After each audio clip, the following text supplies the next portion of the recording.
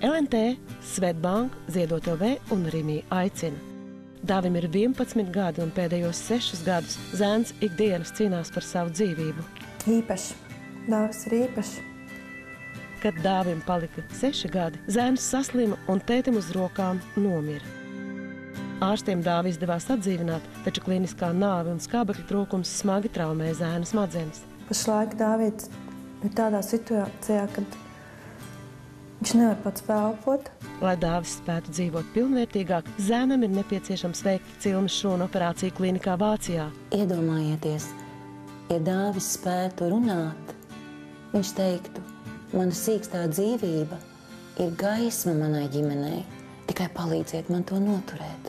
Lai Dāvis dzīvotu, nepieciešami 8790 latu. Saziedosim šo naudu labestības dienā 27. maijā. Ziedotu var pa labdarības tālruni 900 6383, Svetbank internetbankā un filiālēs visā Latvijā, Rimī un Superneto veikalos un portālā Ziedot LV.